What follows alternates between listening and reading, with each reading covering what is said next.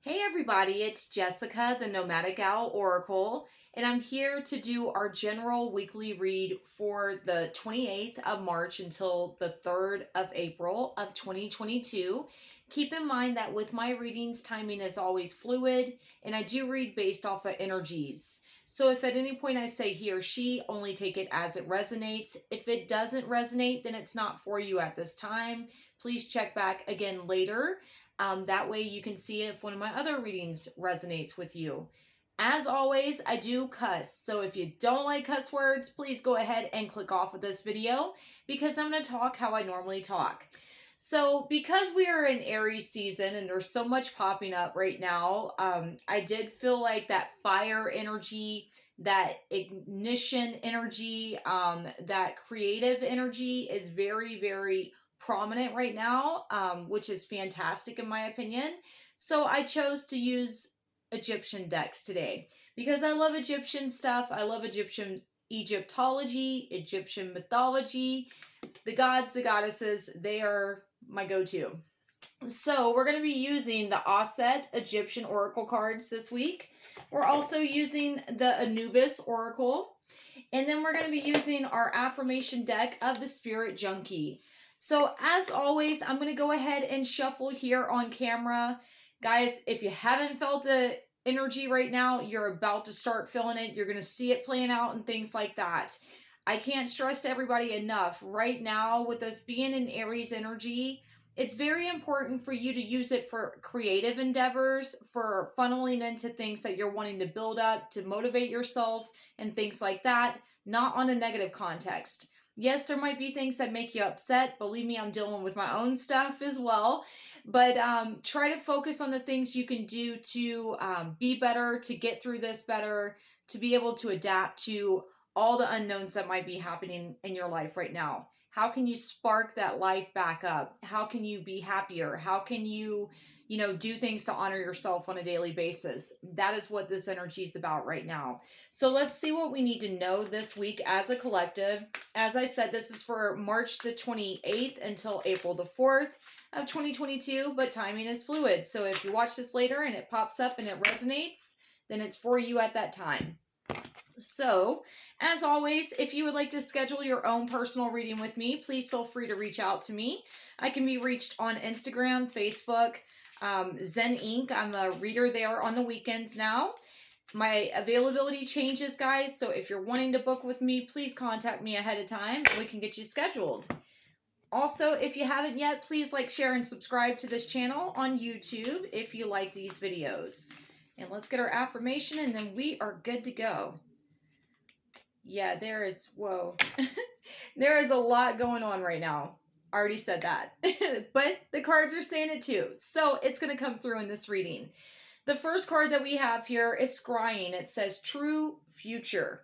Okay, so as I was saying a second ago, there is a lot of unknowns. There are a lot of things going on underneath the surface that we don't see, but we might be starting to feel them.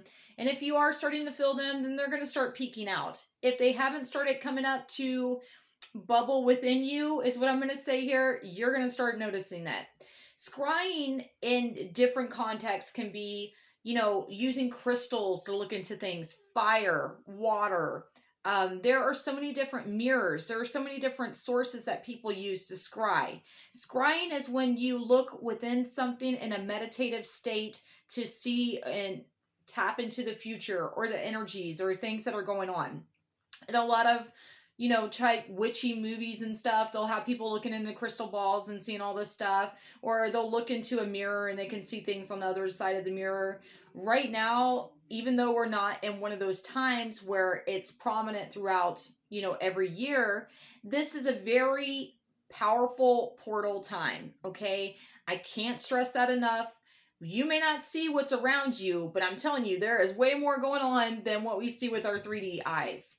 So the more that you can tap into your intuitive side, the more that you trust and work with your higher self and your guides, the more information you're going to have.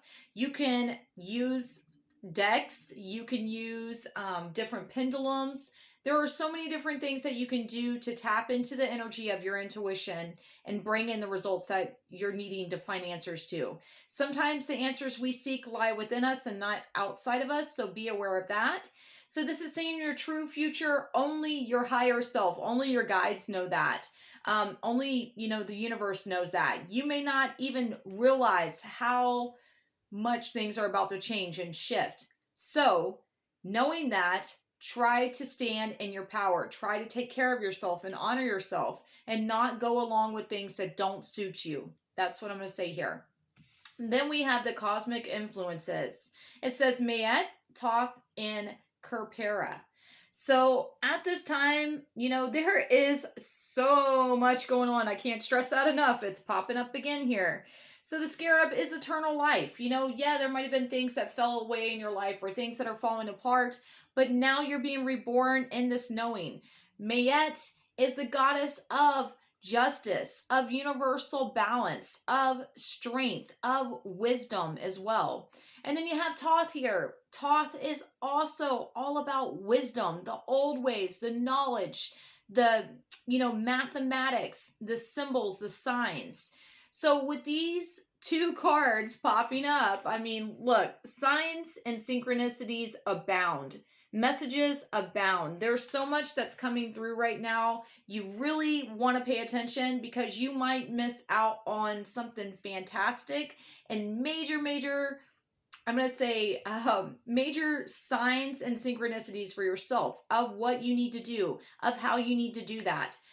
Toth is fantastic to work with if you're trying to tap into your Akashic records or tapping into the old ways, the old wisdom. Mayet will help you with justice and balance if you've been treated unfairly and things like that. She comes in to kind of just soothe it and make sure that justice prevails, if that makes sense. So cosmic influences, your galactic team, if you are in all that, your guides, your angels, they are here to help you. Whether you see them, whether you know it or not, all you have to do is ask and they will assist you on your path. Then we have, I am willing to see the sameness with others. This opens my awareness to oneness. So at this time, there might be a lot that's going on that's making you feel divided, that's making you feel kind of, sectioned out away from other people and things like that. This is saying try to find the things that you have in common with others. To find that common ground will help you be able to build more of an understanding, more empathy, more compassion for each other, if that makes sense. Because, oftentimes we see that how different we are from other people, and we don't take that initiative to try to figure out a way to communicate differently, better. But we are all connected, whether we like it or not, as humans, as animals, as beings in the world, okay, if you will.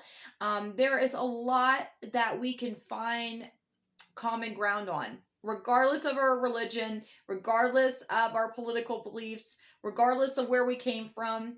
None of that shit matters. What matters at this time is knowing that we are more than just what we are seen as in the 3D, and stepping into that and being the best versions of ourselves. So hopefully this helps and this resonates with you guys. Hopefully it gives you some kind of insight into this week. As always, I'm here if you need me. I love you all, and I will see you soon. Bye, guys.